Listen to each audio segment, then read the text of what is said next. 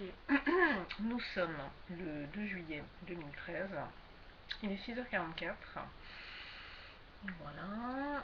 Alors, en regardant les images qui sont associées à cette mélodie de louange, vraiment je me dis oui, ce sont des images qui ont un peu béni mon enfance, bien que la personne qui venait chez ma grand-mère pour me parler de Dieu et de la Bible était témoin de Jéhovah.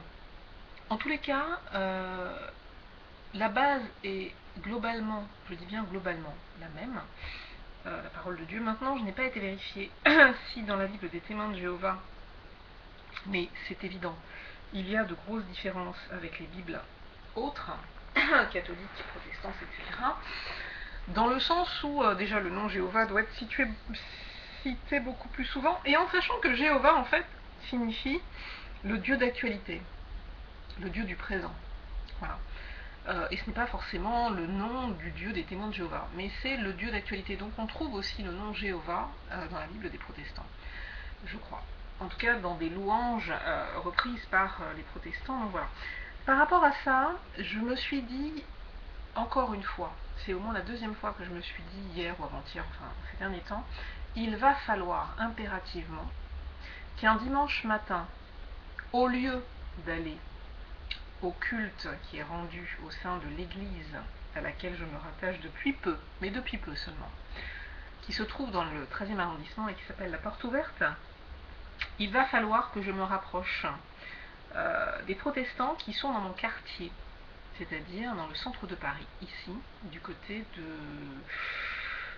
de Châtelet, Louvre-Rivoli, parce qu'il y a un oratoire protestant qui se trouve rue de Rivoli, mais vers le Louvre.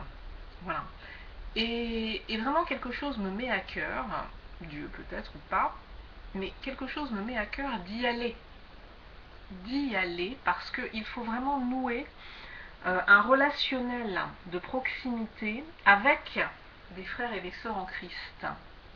Parce que bien que le sectarisme me gêne, je commence quand même à le comprendre, quelque part.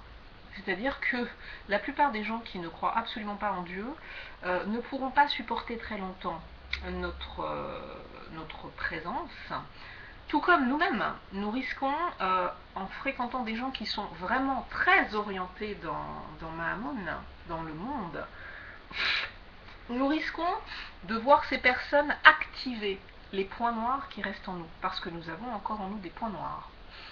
Moi, dernièrement, ça m'est apparu très clairement.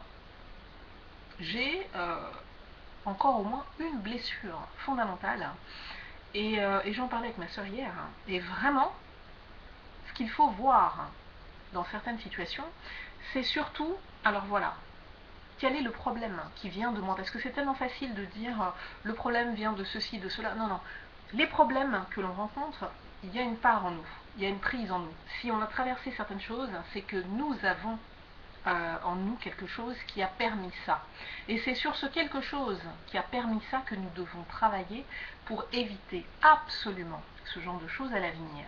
Ça, c'est une démarche beaucoup plus constructive, beaucoup plus responsable, je trouve, que de vouloir, comme les enfants, dire c'est pas moi, c'est lui. Voilà. En tous les cas, donc moi j'ai en moi au moins encore une blessure, ça c'est clair, et vraiment je vais prier, et je prie depuis hier, et depuis avant, tous les jours, parce que je prie au minimum 2 fois par jour, le matin et le soir. Voilà. Et souvent dans la journée. Voilà, quand quelque chose se passe ou quand ça me passe par la tête. Mais au moins 2 fois par jour. C'est une respiration. Et quand alors, ce qui est ennuyeux, c'est commencer une phrase, ouvrir une digression, et ne pas finir la phrase. Et ça, j'en suis assez spécialiste et ça m'ennuie. Donc je ne sais plus exactement ce que je disais, mais en tous les cas, je vais me rapprocher, quitte à me détacher effectivement à un moment donné de l'église de la porte ouverte du 13e, en sachant qu'une des sœurs de cette porte m'a appelé m'a appelé hier soir, en demandant mon numéro à une autre sœur que je côtoie plus régulièrement. Mais moi, ça ne me pose aucun souci parce que nous sommes justement entre guillemets, frères et sœurs en Christ, en plus. Déjà, de la part de n'importe quel être humain, enfin moi c'est mon mode de fonctionnement, voilà, il n'y a pas de souci. Je ne regarde pas les gens avec les yeux plissés en me disant mais qui es-tu pour me contacter, pour me parler, je ne te connais pas. Ça je laisse ça aux occidentaux ou aux gens qui ont cette mentalité là. Mais en tout cas moi c'est pas la mienne. Donc cette sœur m'a contacté hier, je vois de qui il s'agit, mais c'est vrai qu'elle n'avait pas mes coordonnées, mais c'est la sœur A qui lui a donné. Très bien. Je vais la rappeler parce que moi quand je suis chez moi, et même souvent dehors, mes téléphones sont en silencieux. Donc à part si je suis juste à côté et que je les vois donc s'animer, je ne sais pas qu'on m'appelle parce que je n'aime pas être dérangée. Comme hier, j'étais en train de lire la Bible et j'ai acheté un téléphone fixe après 1 mois ou 2 mois, mon fils ayant cassé l'autre. J'ai enfin acheté un téléphone fixe pour quand même savoir quels étaient les messages qu'on a bien pu me laisser sur cette ligne, que je paye sans avoir pu l'utiliser. Enfin bref, passons. Et par contre, je ne l'ai pas paramétré et je ne l'ai pas mis en silencieux. Et il va falloir que je fasse quelque chose parce que j'ai horreur des sonneries de téléphone. Vraiment. Horreur. C'est comme les sonneries de voiture, je trouve ça mais violent. Alors le jour où on inventera effectivement des sonneries, comme les bus maintenant commencent à avoir des sonneries un peu plus douces. Mais une sonnerie, c'est quelque chose qui vous agresse. Donc voilà, et puis quand vous êtes occupé, c'est pas le moment. Donc bref, donc cette sœur m'a appelée. Je pense qu'il est important effectivement de nouer des liens, comme le disait ma sœur, avec son église. Mais moi, je suis quelqu'un de très ouvert. Et je crois qu'il faut vraiment sortir de son groupe, qu'il faut aller aussi au-delà. Et qu'il faut élever la vision. Demain, à l'église du pasteur Perle, à la Porte des Lilas, qui est une église de communauté malgache, le prophète Pat Massaro, cet homme donc qui a des révélations qui lui viennent de Dieu, et c'est vraiment son ministère, entre guillemets, c'est-à-dire qu'il est là pour ça. Il est utilisé essentiellement pour ça et il transmet aux individus quelque chose que Dieu a à leur dire. Demain soir, il sera à l'église du pasteur Perle pour 21h jusqu'à très tard. Donc il faut vraiment que je m'arrange pour pouvoir y aller. Parce que j'ai besoin de savoir, j'ai besoin d'entendre ce que Dieu a à me dire là dans ma vie, ici et maintenant. Voilà. En tous les cas, j'aime bien cette église. C'est vrai que je ne suis pas forcément très très ennuyant. Ma sœur, elle, habite à côté, donc je pense qu'elle peut y aller plus régulièrement. Tiens, d'ailleurs, il faut que je lui passe l'info et que je lui dise que Pat Massaro est demain à l'église du pasteur Perle et que je passe l'information à P, une jeune femme de l'église de Boulogne. Voilà, c'est ça, pour moi c'est ça, et ça c'est un truc qui me passionne. C'est vraiment la solidarité, la notion de solidarité, la notion de fraternité. Ça c'est un mot phare, c'est une valeur phare chez moi. Et je pense que je vais m'orienter tout doucement. Le souci, c'est que il va falloir reprendre un collier juste pour gagner de l'argent et que du coup, mon énergie et mon temps vont être donnés à autre chose. Mais j'ai vraiment envie, parce que ça m'a été dit par Pat Massaro déjà, que j'ai vu 2 fois. Et Pat Massaro avait précisé quand il est venu à Boulogne, raison pour laquelle je me suis rendue dans le groupe de Boulogne il y a de cela quelques temps. Pat Massaro m'a donc dit que j'étais concernée par l'évangélisation au niveau de la France. Donc ça reprend cette idée de moi je ne reste pas localisée sur un petit groupe. Quand nous prions, le dimanche matin notamment, je m'élève au-dessus du lieu où nous sommes et j'imagine le 13e arrondissement de Paris, mais je vois toute la ville de Paris et je pense à l'église de Boulogne, donc je localise Boulogne par rapport au 13e, je pense à tous les chrétiens qui sont sur Paris et qui au même moment sont regroupés effectivement pour évoquer la parole de Dieu et pour prier Dieu. Et parfois je m'élève, et souvent même je m'élève, et je vois la France. Et je pense à tous les chrétiens qui sont disséminés en France et qui prient le Seigneur et qui le louent. Et je m'élève encore au-dessus et je vois l'Europe.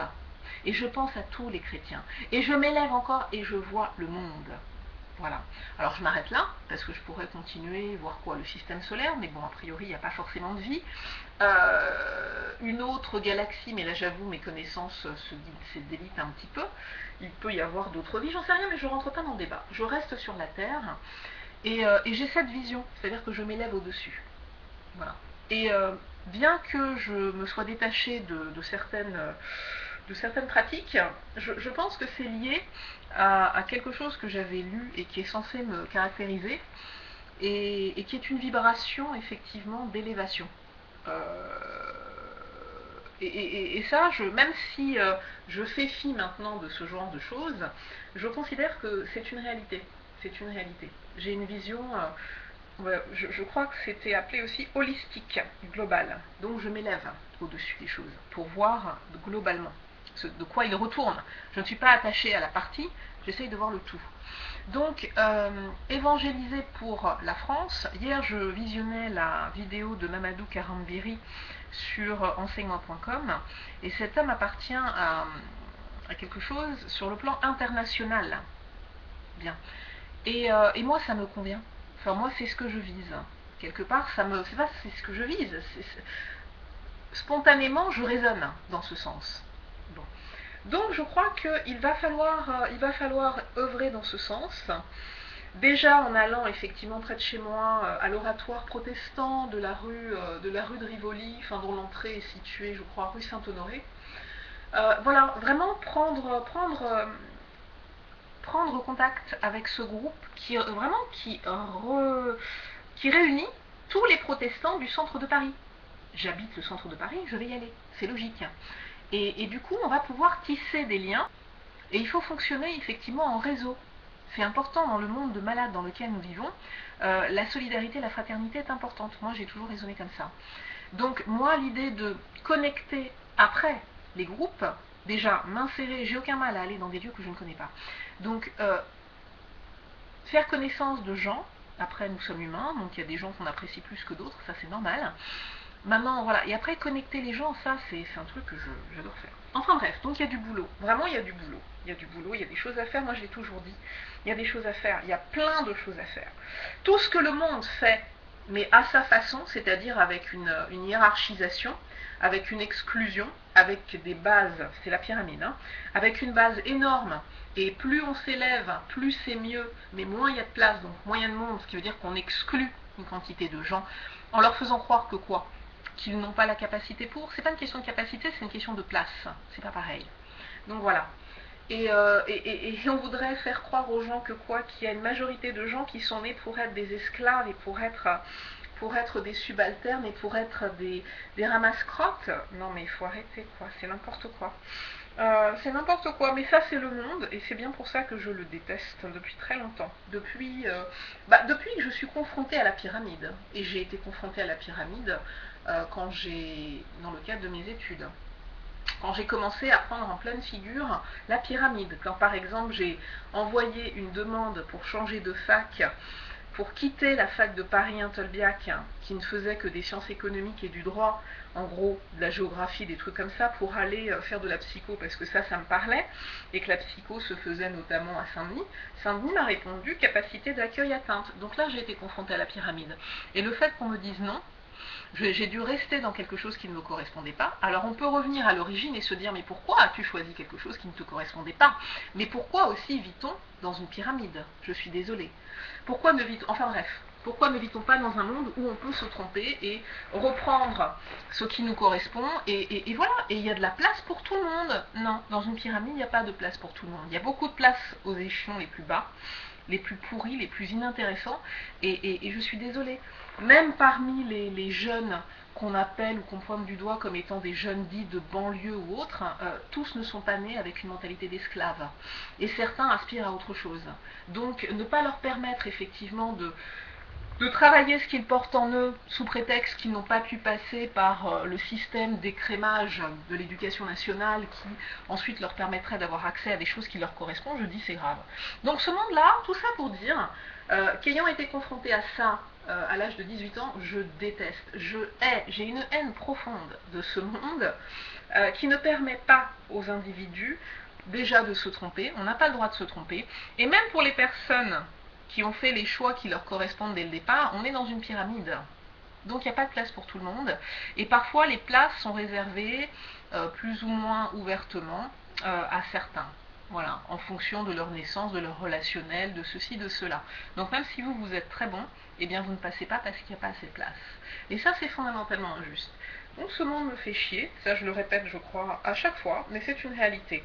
Donc moi, ce qui m'intéresse, c'est de travailler pour un autre monde, pour un nouveau monde, pour autre chose, pour autre chose. Je ne suis pas de ce monde. Ce monde-là, je l'exècre. Pourtant, c'est lui qui domine la réalité, la matière, c'est lui qui domine. Et donc la logique voudrait qu'on s'y adapte, parce que si on ne s'y adapte pas, effectivement, c'est compliqué. En tous les cas, tous les chrétiens ont l'espérance du royaume. Même si ce n'est pas de notre vivant, parce qu'on est en 2013, la fin du monde n'interviendra pas forcément d'ici 45, 50, 60 ans, ce sera peut-être beaucoup plus tard. Nous serons déjà morts. Et pendant toute notre vie, oui, nous aurons cru à quelque chose que nous n'aurons pas vu de notre vivant. Mais pour moi, ce qui est important, c'est de son vivant, de se tenir conforme, d'être conforme à la mentalité du royaume pour pouvoir effectivement y entrer le jour. Ou même après notre mort, longtemps après notre mort, il interviendra, mais nous serons rappelés à la vie pour pouvoir y entrer. Voilà, c'est ça le truc. Maintenant, ce sont peut-être des histoires à dormir debout pour la plupart des gens rationnels, eh bien, qu'ils le considèrent et ça leur donnera un sentiment de supériorité sur les pauvres malades que nous sommes. Et c'est déjà ça de gagner, d'avoir un sentiment de supériorité sur les autres. Dans ce monde, c'est toujours bien d'avoir un sentiment de supériorité sur les autres. Donc moi, je suis très contente de permettre à des tas de gens d'avoir un sentiment de supériorité. Voilà. Donc, parce que je préfère faire du bien aux gens, en tout cas de cette façon-là, et pas n'importe comment. Pas n'importe comment, parce que ça, je ne vais pas forcément revenir dessus. Mais je suis désolée, Il fut un temps dans ma vie, et j'ai beaucoup changé là-dessus, mais non, je vais laisser de côté et je reviens à ce que j'ai commencé à dire tout à l'heure. Donc cette louange, quand je regarde ta sainteté, que j'ai laissé tourner au début, quand je regarde les images, donc il y a des images de Jésus, et moi j'ai été bercée par ces images quand j'étais petite, hein, vers l'âge de 7, 8, 9 ans je crois. Et ce que j'aime, même encore aujourd'hui quand je les regarde, c'est que ce Jésus qui est représenté, et qui théoriquement ne devrait pas l'être, hein, ça c'est une question que je devrais poser, parce qu'on n'est pas censé faire d'image de ce qui est dans le ciel, mais en tous les cas, ces représentations, pour moi, Jésus incarne le bon, le beau, le bien, le vrai, le juste, vraiment les valeurs positives. Pour moi, Jésus incarne tout ça dans un monde de merde. Donc voilà, c'est pour ça que moi j'ai choisi d'aller dans ce sens-là. Parce que le bon, le bien, le juste, il existe bien sûr dans le cœur de beaucoup de gens qui ne sont pas croyants. Simplement, le monde dans lequel je vis et auquel est soumis ces personnes, c'est une merde immonde, qui n'a rien à voir avec le bien, le bon, le vrai, le juste. Pas du tout. Donc moi, je suis passée ailleurs. Voilà.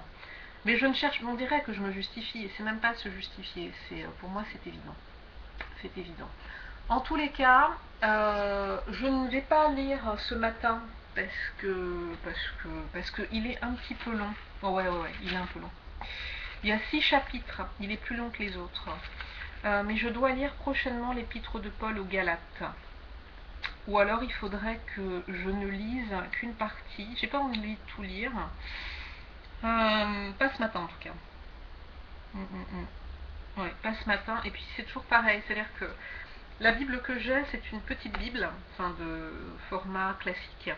Et il me faudrait une plus grande Bible, où les caractères sont beaucoup plus visibles, beaucoup plus faciles en fait à lire.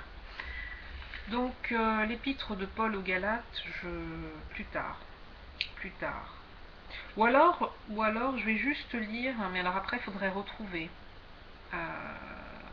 Mais bon, je termine comme quelque chose par rapport à ce que je disais hier, que je n'ai pas terminé, parce que je les ai écoutés, et c'est souvent ce qui se passe quand je fais des vidéos, c'est-à-dire que je commence une phrase, et comme je suis un peu...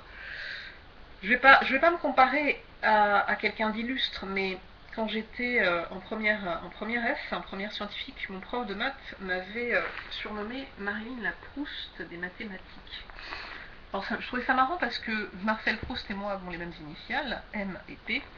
Mais bon, après il est vrai que je suis quelqu'un qui a des phrases extrêmement longues, qui ouvre des parenthèses et qui du coup, tellement les choses sont longues, ne les referme pas.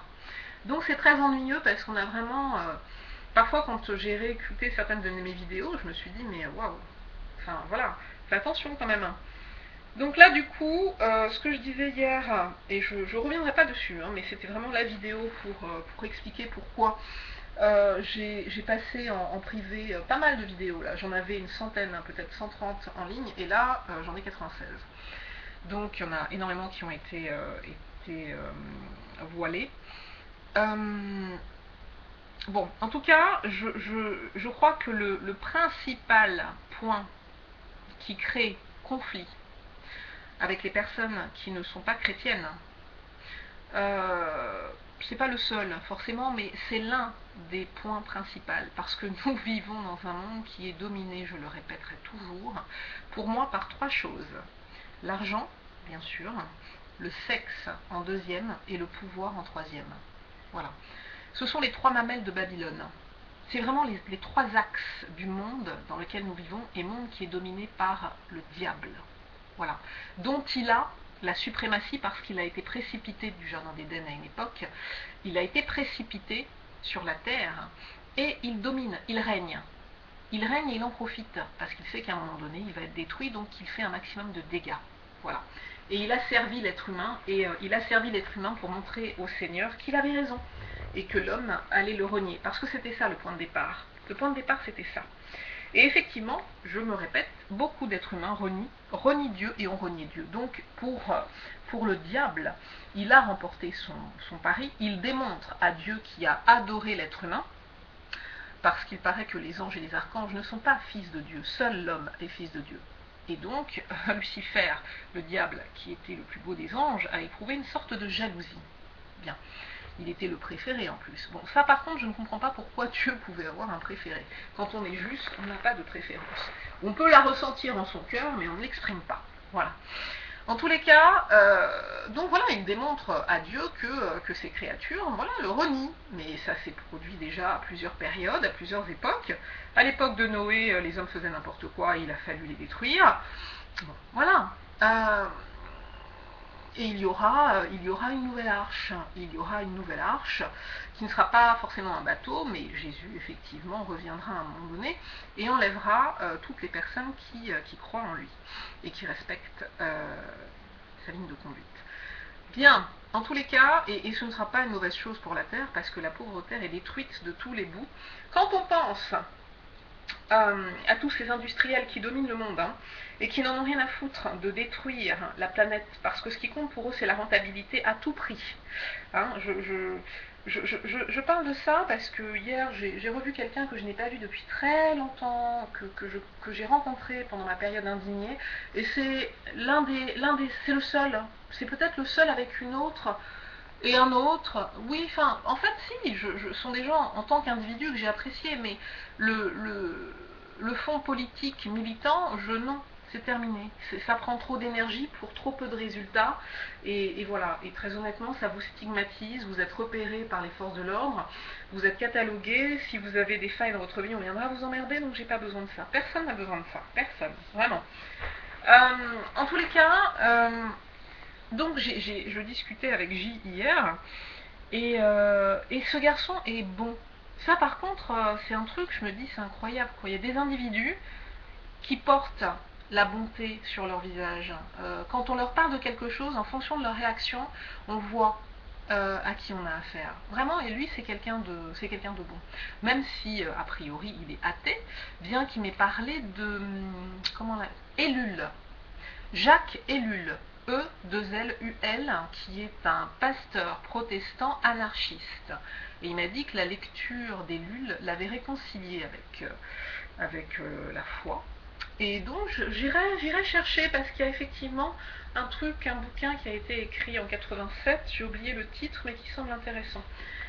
En tous les cas, parce que là ça y est, j'ai déjà perdu ce que j'étais en train de dire, et c'est très ennuyeux, parce que je ne peux pas faire retour vu que je suis en train d'enregistrer. Et c'est bien ça le problème, mais...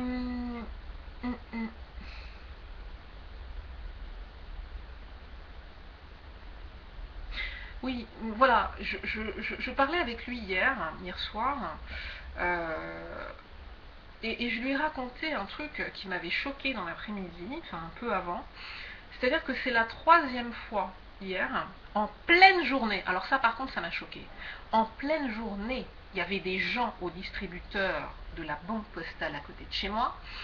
Il y avait des gens, il y a deux distributeurs, il y avait des gens aux deux distributeurs, il y avait une femme à l'un d'entre eux, et il y a deux garçons roumains qui devaient avoir, je sais pas, peut-être 14-15 ans, qui étaient autour d'elle, et la femme était en train de dire ma carte, ma carte. Et ça, je l'ai vu déjà deux fois. Un matin, très tôt, un homme se faisait aussi emmerder, et moi ça m'est arrivé. Un dimanche matin, très tôt, il n'y avait pas grand monde, et je me disais c'est parce que voilà, c'était le dimanche matin, et il n'y avait pas grand monde. Je vais retirer de l'argent à ce distributeur, et à un moment donné, pourtant je suis passée devant elle, je les ai vus. Mais je ne sais pas ce que je me suis dit quand je les ai vus. En tout cas, je n'ai pas été en mode attention. Et à un moment donné, donc j'ai mis ma carte, effectivement j'ai fait mon numéro, et à un moment donné, une main passe devant moi, appuie sur un bouton, et l'écran devient noir. Et là, du coup, je me retourne et je vois les trois nanas roumaines que j'avais observées en arrivant, qui étaient assises pas très loin de là. Alors là, je me suis dit, waouh, attention, attention, on sait que les Roumains, voilà. Bon. Alors je sais que comme je suis quelqu'un qui a la voix qui porte et qui n'a pas du tout honte de faire du scandale, etc., j'ai commencé à parler très fort et ensuite j'ai commencé à quasiment hurler. Et une de mes voisines allait prendre le métro à ce moment-là avec une amie sûrement. Et quand elle a entendu ça, elle s'est arrêtée, elle m'a reconnue et elle est venue avec cette femme. Nous étions donc 3 contre 3 et les nanas se sont barrées. Bien. Donc, il faut le savoir, je le dis très rapidement, méfiez-vous. J'en ai parlé la deuxième fois quand j'ai vu des Roumains auprès d'un homme en train de retirer. Bon, je me suis pas arrêtée, je me suis dit de toute façon c'est un mec qui saura se défendre. Ensuite, quand j'ai vu des flics un peu plus loin, j'ai été les interpeller, je les ai prévenus, je leur ai dit voilà, là derrière au distributeur, il y a un homme qui est en train de se faire embêter par deux Roumains. Et en fait, ce qui ressort de la discussion, c'est qu'ils sont au courant, c'est une pratique qui se généralise en ce moment. Donc le conseil, je vous le dis, ne retirez plus d'argent à des distributeurs qui sont situés dans la rue. Entrez à l'intérieur et protégez-vous. Parce que les mecs vous repèrent de loin, ils arrivent derrière vous, ils appuient sur un bouton, l'écran devient noir, votre carte est à l'intérieur, vous pouvez paniquer éventuellement parce que effectivement c'est une agression. Et du coup, soit effectivement vous avez déjà demandé une somme d'argent qu'ils vous volent, soit éventuellement ils vous volent la carte mais ils n'en font pas grand chose, mais en tout cas, ce qu'ils font en général, ils attendent que vous ayez demandé une somme d'argent pour voler l'argent. Donc il faut faire très attention. Très attention. Maintenant, ça se généralise réellement, et moi ça m'inquiète, parce que je me dis, mais j'en ai parlé une troisième fois à un autre groupe de policiers que j'ai croisé, après avoir prévenu le premier groupe la deuxième fois où j'ai vu ça. Et j'étais tellement énervée que je leur ai dit mais qu'est-ce qu'il faut faire? Il faut devenir extrêmement riche et aller habiter dans des zones dorées où tout est protégé, tout est... Voilà. Et il y en a un qui m'a dit vous avez tout compris. Bon, alors il est blasé, certes, mais je crois très honnêtement que sur Paris, nous allons avancer vers des choses assez graves. Parce que ce sont des jeunes mineurs, il n'y a donc pas de cadre juridique. L'un des flics me disait que, bon, effectivement, les juges n'ont pas les moyens. Ensuite, il me disait que beaucoup d'associations montaient au créneau pour les défendre. Ensuite, de toute façon, il semblerait qu'il y ait une volonté à laisser les choses en l'état. Et de toute façon, je pense qu'effectivement, comme je l'ai dit une fois, les gens qui ont vraiment le pouvoir et qui ont vraiment l'argent sont des gens qui ne vivent pas dans ces circuits-là. C'est-à-dire qu'ils ne vivent pas comme le commun des mortels. Ils vivent dans des zones qui sont protégées. Ils vivent dans des zones où effectivement les CRS peuvent être aux alentours pour protéger leur demeure, etc. Donc ils ne sont pas emmerdés par ces choses-là.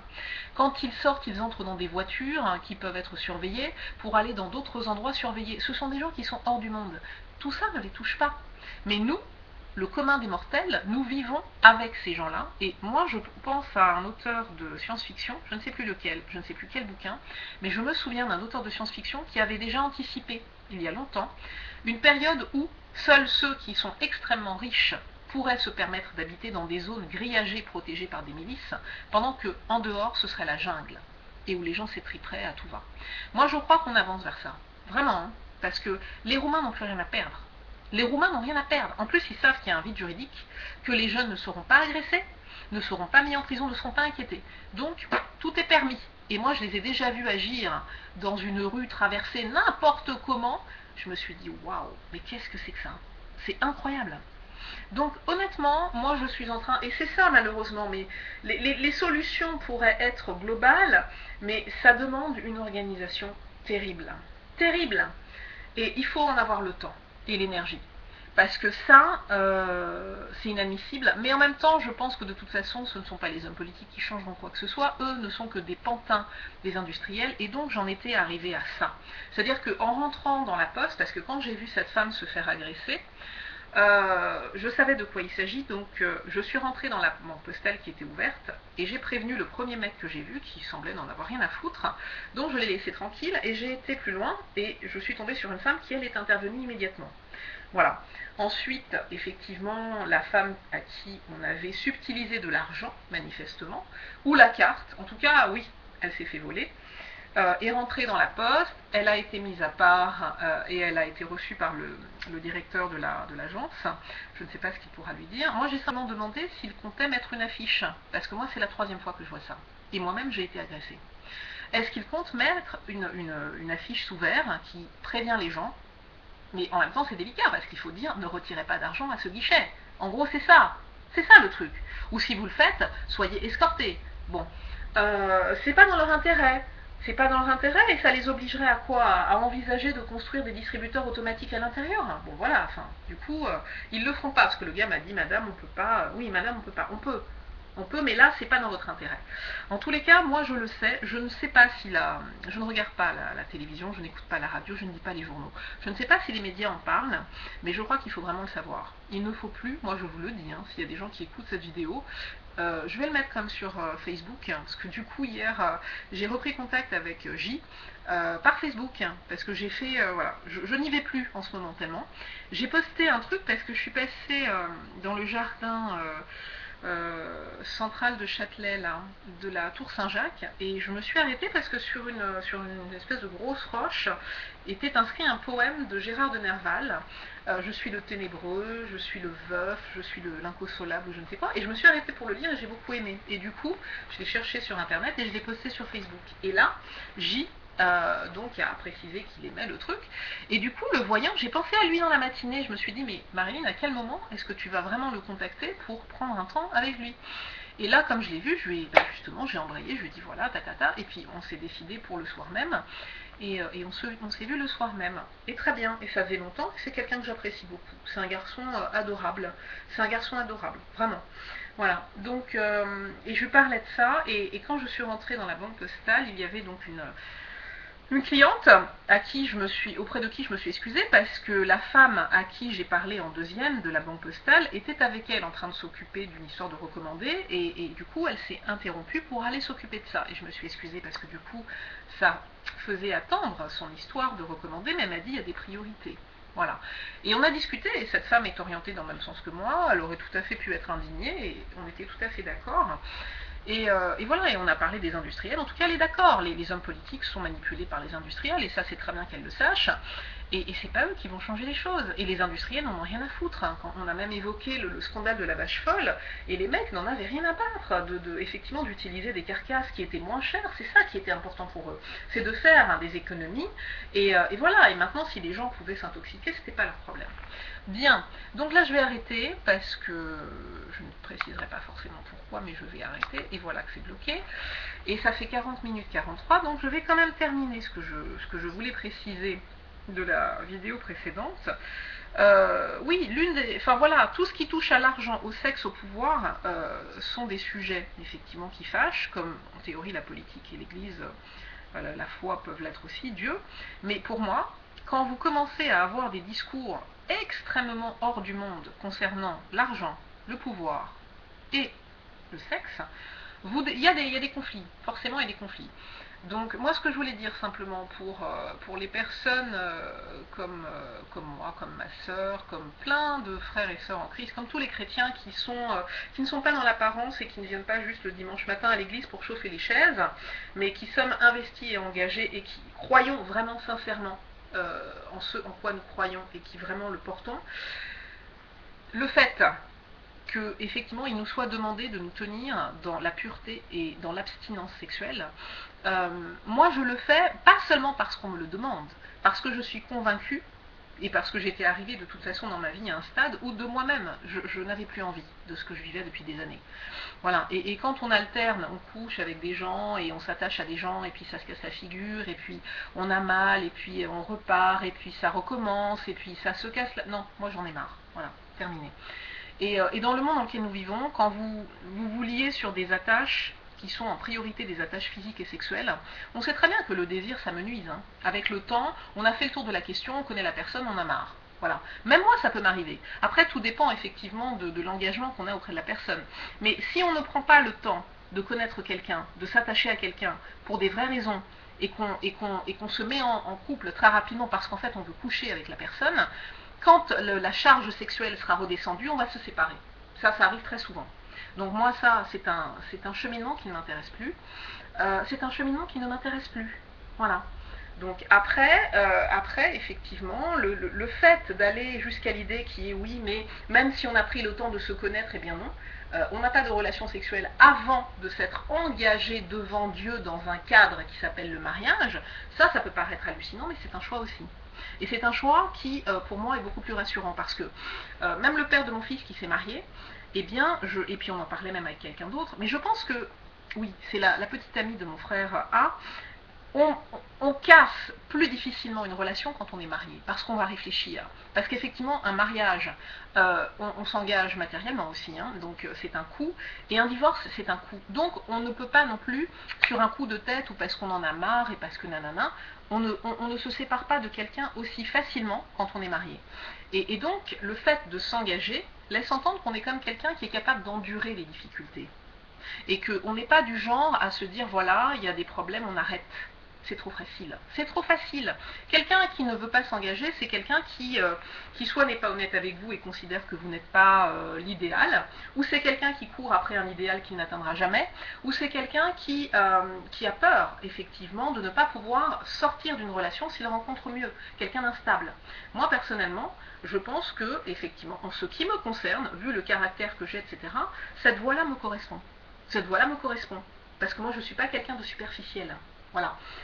Et que les sentiments, et je l'ai toujours dit, et c'est toujours valable. Pour moi, qui a aimé un jour aimera toujours. Moi, je sais que les ex qui ont campé dans ma vie, et ce sont des histoires qui n'ont pas juste été des histoires de fesses, ce sont des gens, si je les vois demain, voilà, ça pourra revenir. Je ne sais plus qui l'a chanté, si c'est Jacques Brel dans Ne me quitte pas, mais on a vu renaître je ne sais pas quoi, enfin bon bref, des cendres. Bien sûr, hein, quand on a aimé quelqu'un un jour pour des raisons qui sont autres que physiques, eh bien ces raisons existent en théorie toujours, donc on pourra toujours aimer cette personne. Voilà, et donc je ne suis pas quelqu'un de superficiel, donc mon ex A, si demain je pouvais recroiser cette personne, il est possible que les sentiments puissent renaître. Voilà, T c'est pareil, mais lui il est trop orienté sur les histoires sexuelles, et moi ça m'intéresse pas parce qu'il habite dans une ville de province, et quand il vient sur Paris, il me contacte, mais je sais ce qu'il a en tête, et honnêtement ça m'intéresse pas. Et la dernière fois qu'il est venu, j'ai fait en sorte qu'on ne se voit pas chez moi. Et il a trouvé ça bizarre, mais je lui ai dit non, de toute façon c'est sinistré, et puis je lui ai peut-être pas dit honnêtement, et ça m'ennuie, mais je pense qu'il a très bien compris. Moi je ne rentre pas dans le délire, j'ai une femme dans chaque port, ça m'intéresse pas. Bon voilà. Mais c'est quelqu'un que j'apprécie beaucoup, mais c'est quelqu'un qui est très axé sur le cul, et à partir du moment où effectivement je lui refuse ça, bon du coup j'ai pas trop de nouvelles. C'est dommage, mais il est comme ça. Et il y a plein de gens qui sont comme ça. À partir du moment où on ne va pas dans le sens de la sexualité avec eux, Voilà, ils se mettent en retrait. Bah écoutez, mettez-vous en retrait. Il y a tellement de femmes qui sont disposées à aller dans le sens du cul. Et ensuite, les pauvres, quand elles seront abandonnées comme de pauvres je ne sais quoi, eh bien, en fonction de leur sensibilité, soit elles seront blessées et elles traîneront leurs blessures pendant un temps, et voilà, soit elles sont devenues comme les hommes et maintenant elles utilisent les autres et elles n'ont absolument aucun sentiment. Et donc ça leur posera aucun problème, mais moi personnellement je sais qui je suis, voilà, j'ai une sensibilité, donc je ne veux pas être utilisée et ça ne m'intéresse pas. Les histoires qui ne durent pas ne m'intéressent pas, voilà, c'est tout. Donc voilà, maintenant je pense que il y a aussi beaucoup de chrétiens qui s'accommodent, c'est-à-dire qui ont une certaine foi, mais bon, ça les dérange et qui ne le pratiquent pas, enfin qui ne le respectent pas.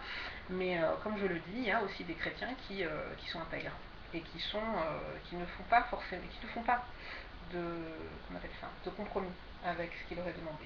Et voilà, je fais partie de cette mouvance-là, qu'on peut appeler intégriste ou tout ce qu'on veut, mais voilà, c'est un choix. Bien, alors comme je suis appelée par autre chose, je vous souhaite une très bonne journée et je reviendrai donc pour la lecture de la Bible.